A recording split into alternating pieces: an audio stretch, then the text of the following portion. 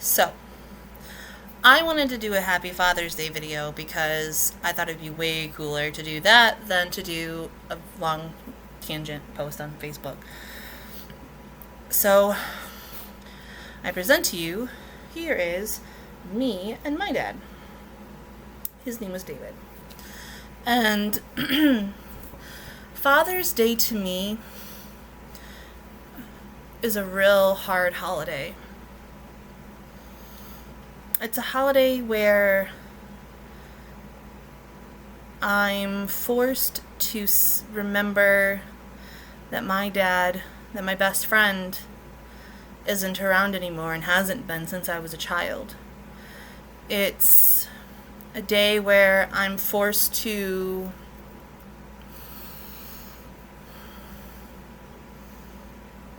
really see how my son's father isn't involved in his life. Completely opposite of my dad. It's a day where my Facebook feed is full of Happy Father's Day photos and declarations and everything else. And it's a day that just kind of saddens me.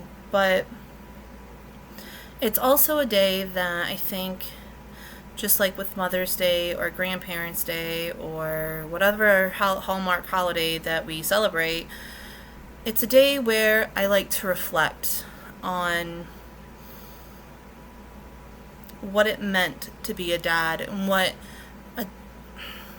what gifts were given to me from my dad growing up that I can pass down to my child. And my dad, indeed, I have so many fond memories of him, and he was my best friend. He and I could talk about anything. Even if he got mad at me, we would be able to go for a walk and talk it out, and he would be okay. He was my best friend. You know, I could tell him absolutely anything, and he always took my side. He always tried to do the right thing, even if it caused some issues. He always did what was right. You know, my dad wasn't the type to leave anybody out. He was friends with everybody. He was social with everybody. He would talk to you as if you knew who he was talking about, and if you didn't, he'd get frustrated because you should know everybody he knows. He was tender-hearted. He cried at Snow White. So that should tell you something. He loved Saturday morning cartoons. He loved getting to go to Disney World with his family. He loved making these memories for us as children. And I remember he would take us camping. He would take us driving in his car, listening to music. It was fun for him. He would take me to the movies. Specifically, I remember he let me miss school the day that the original Power Rangers movie came out in theaters, and we went and saw it.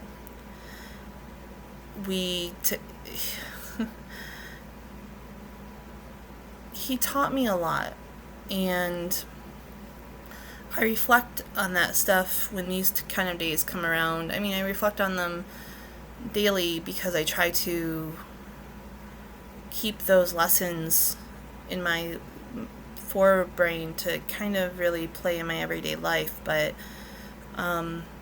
there's one major lesson that he taught me. He taught me it indirectly because he wasn't really telling me that I should do it, but more so he was giving me an example about the life he led and how he felt. Little to our knowledge that he would die that night, basically. So I had moved to Kalamazoo to live with my grandmother when I was younger, in high school. And I hadn't seen my dad for a while, and something happened where I called him very upset and asked if I could come over and see him. And of course he wasn't going to tell me no. So I went over, and we had a great weekend. We did daddy-daughter stuff. We hung out.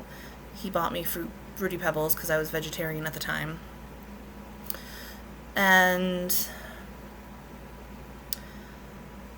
he also took me around. He let me practice driving in this blue gross van that he had. And he was very against like young people driving. So to get him to let me drive the car was pretty epic. But driving home to Kalamazoo, on the radio playing was Every Step You Take by Puff Daddy featuring, I don't remember, Faith Hill maybe? No. I don't remember who it was featuring, but it was that song. And somehow we had gotten on the topic of dying.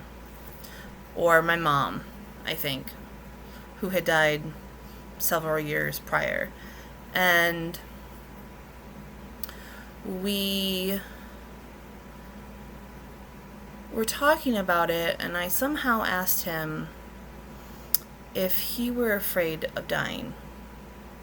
Because, I mean, I was a kid. We think we're invincible at that age, but it was, if I thought about it hard enough, I got panic attacks. I still do as an adult. So I asked him if he was afraid of dying, and he said no. And that was really surprising coming from my dad, because he, for as long as I could remember, was a man who lived life to its fullest, or he tried to. Now, he wasn't a man without his demons, for sure. I mean, he had them. I don't know them all. I only know from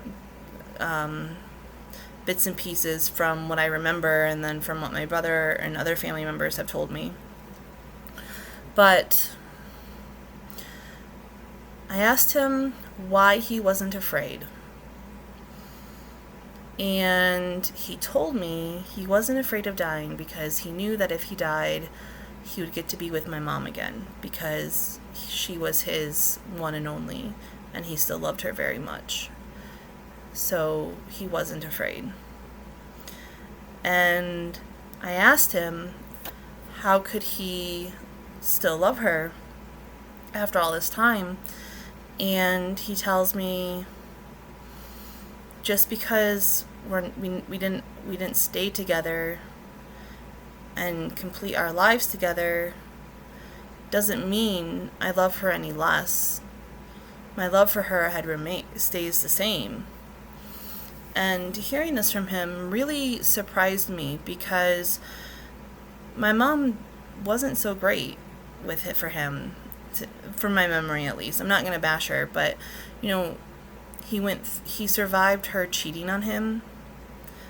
She got pregnant with a man that she cheated on him with, and my dad took her back, was going to raise that child as his own. She left again and didn't come back that time. He offered to babysit that child, even though it wasn't his. He still offered to help her. When she got sick, he took her to every single cancer treatment. And when she died, I don't think I remember anyone being as heartbroken as he was. And I've seen him cry, but I remember at her funeral, this man was brought to his knees, crying. And that weekend that we talked about this, all those things came to mind, because to me, that's really what it means to unconditionally love someone, to truly love someone. that even though you're not together, even if you guys have separate lives, you're still there for one another. And they stayed friends. They kept a really good relationship because of me. But that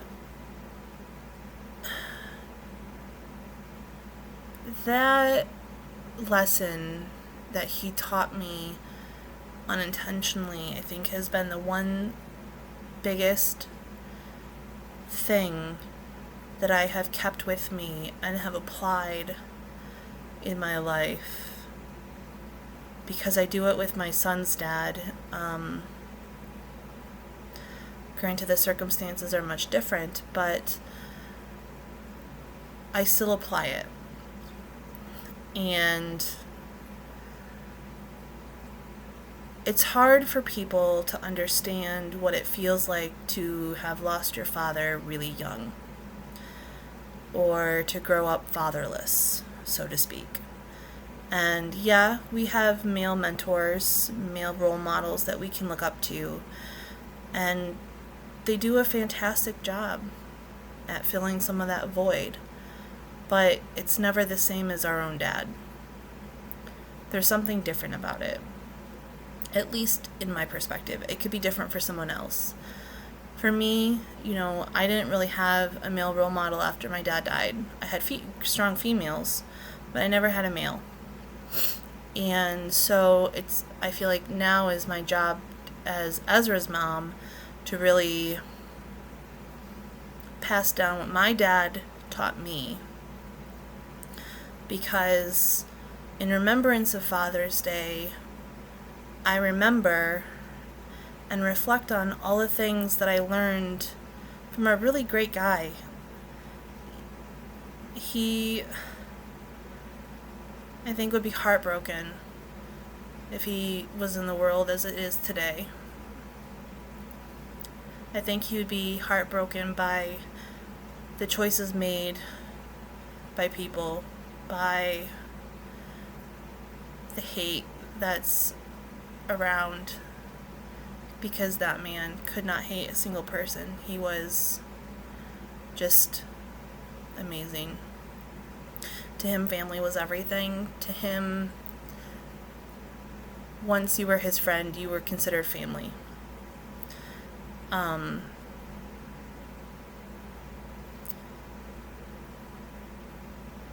He was really good, and I miss him. I miss him a lot, because I think that he and Ezra would have gotten along really well.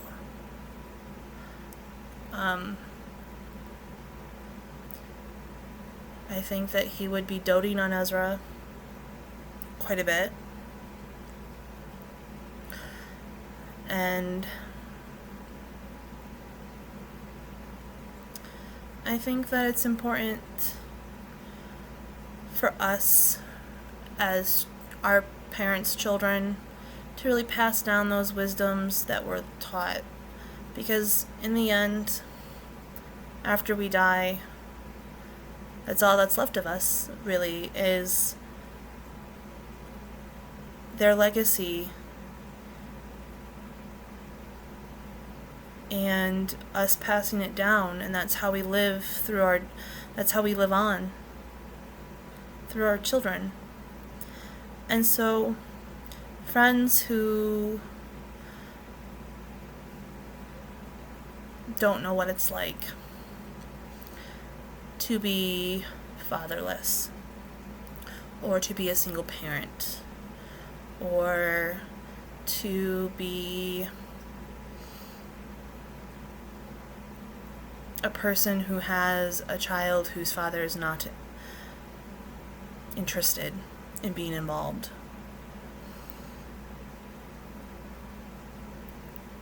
It's a really hard thing to understand, but when we lose someone like that, at such pivotal ages, it really makes these holidays a little harder. And there are some really great dads and stepdads and uncles and grandparents out there who are doing amazing things, and I applaud them. And my son has some of the best male role models I could have ever hoped for that will or have done an amazing job at filling some of that void that my son has because his dad isn't around. But because it is me raising my son, the best thing that I can do on Father's Day is to pass down the wisdom and the lessons that my father gave to me, to my son, so that my father can continue to live on in our generation, in every generation. And I can hope that one day my son will pass it down to his children, that idea of unconditional love, the ability to do it, to do many things. I look forward to sharing the amazing memories I have of my dad with my son as he gets older, because there are several, and when I go to the cemetery like I did today, I will tell my dad all about my son. And so I want to say Happy Father's Day to all the dads, to the stepdads, to the uncles, to the grandparents, because you all matter. You all make a difference. You all pass down a legacy to every generation. But just remember that it is hard for some people on these types of holidays, as even hallmarky as they are. It's pretty difficult for some of us. So I hope that this was an okay first vlog video thing, and I guess Happy Father's Day.